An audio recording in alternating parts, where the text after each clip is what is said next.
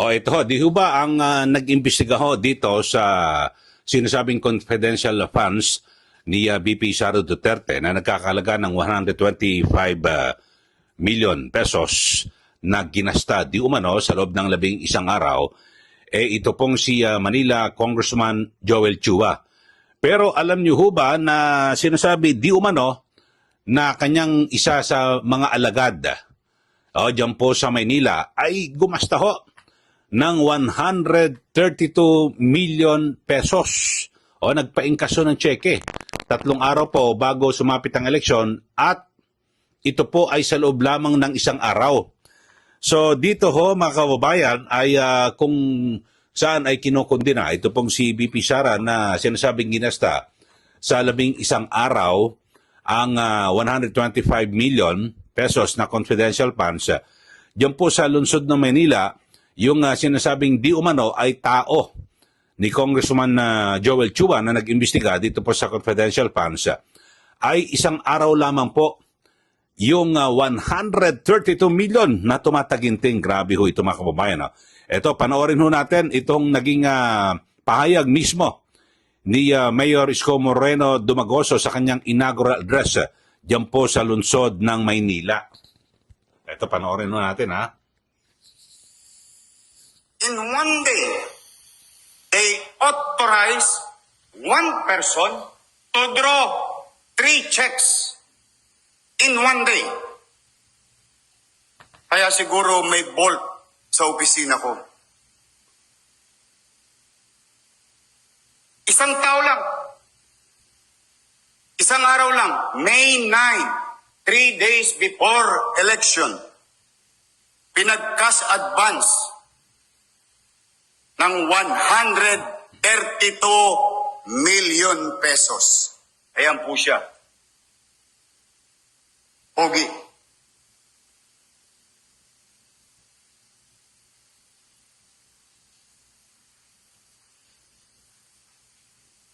Grabe ho mga kababayan, no? 132 million. And let me repeat. In one day,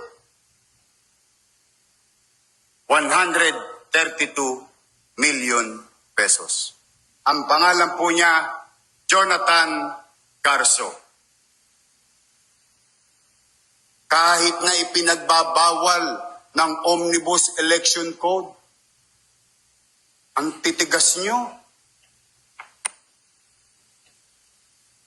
ang lupit niyo, para kayong alkohol, wala kayong patawad sa mikrobyo. Basura kinukuha niyan eh. Isa pang mataas na opisyal ng City Hall, lilingunin natin sa tawag na Assistant City Administrator, nag-transfer ng malaking pondo from General Fund patungong Trust Fund. Yorme, wala naman pong masama doon, nag-transfer lang pala. Anong ibig ko sabihin? Gumastos na 683 million sa trust fund at bawa, hindi tama, hindi otorisado. Nung mapubuking na, inutusan mag-transfer from General Fund upang ibalik sa trust fund. Ang pera, 683 million pesos. Ayan po siya.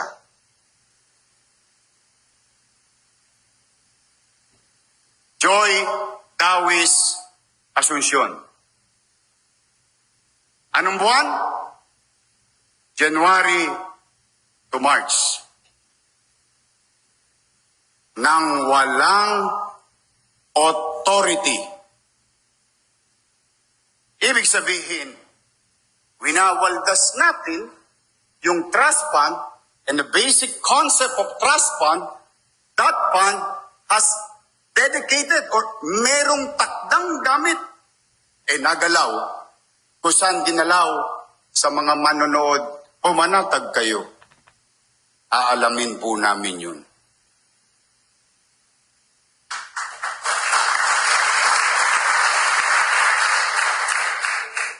Sa kasagsagan ng eleksyon, isang empleyado ng City Hall, ang pangalan Fernan Bermejo,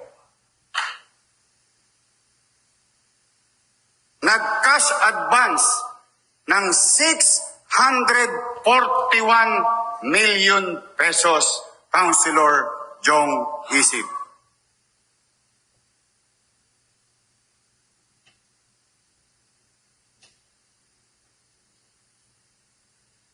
Kasi baka nagtataka kayo, bakit walang pambayad sa 10.2 billion? Service render, product received, product use, and so on and so forth. Nasaan ang pera? Unti-unti ko nang ipinamumulat sa inyo kung nasaan ang cash. Ayan po siya. Kung kanina, si Joy Dawis, first honor.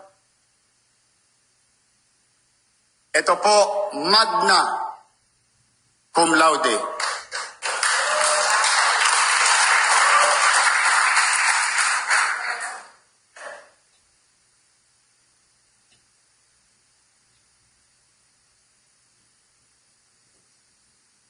Ang susunod, ang summa cum laude.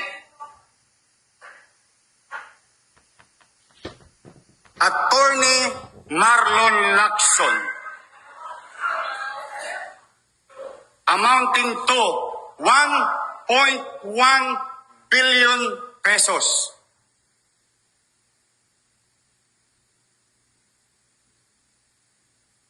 Sila ba'y may krimen na ginawa? Hindi ko po alam. Ano bang ginawa nila sa pera? Hindi ko pa po alam. Pero sigurado ako, one way or another, malalaman ko rin may nakinabang dito sa sesyon na ito. Yun ho. Nako, grabe ho mga kababayan, no? Yung ibinunyag ni Yorme Isko Moreno na kung saan ay talagang limpak-limpak ho na salapi. Ang wala pa naman ho siyang sinasabi kung saan napunta. Or ito ba ay ibinulsa ng nasabing mga opisyal. Pero maliwanag ho rito, mga kababayan, na talagang meron hong meron hong ginawang hindi po karapat-dapat.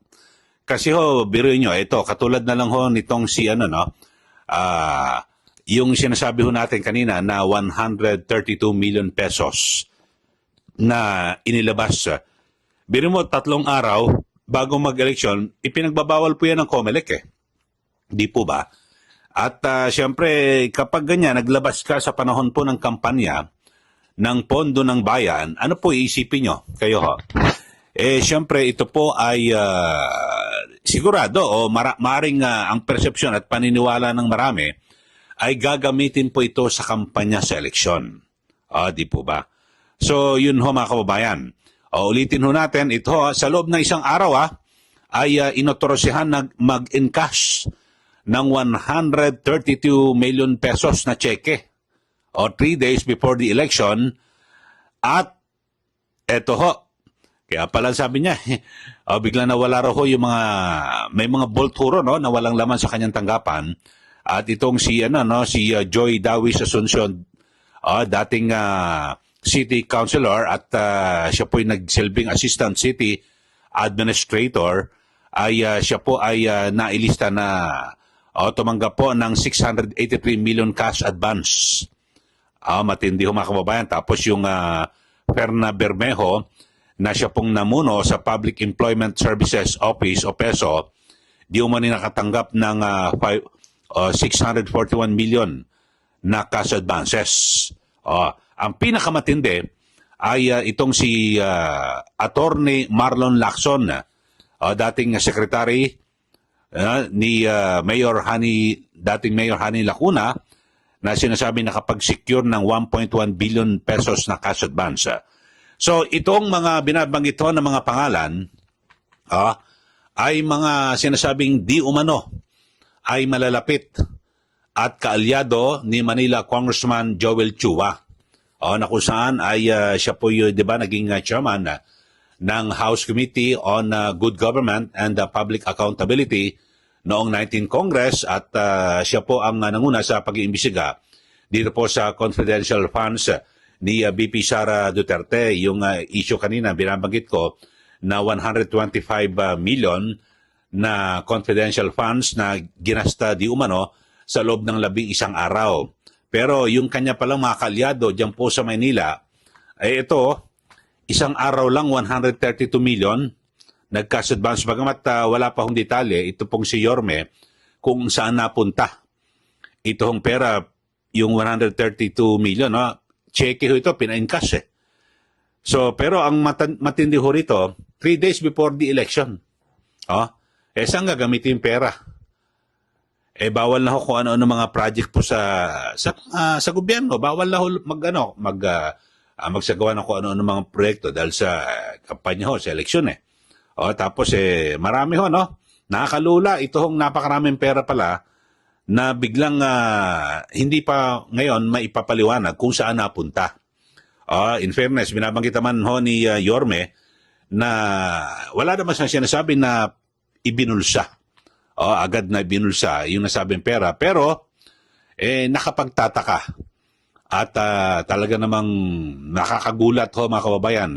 Ang daming pera. Pero alam nyo ho, ang matindi, talagang sabihin natin ay bumaha ng pera sa panahon po ng kampanya sa eleksyon diyan po sa lungsod ng Maynila. Ang matindi ho nito, mga kababayan, ay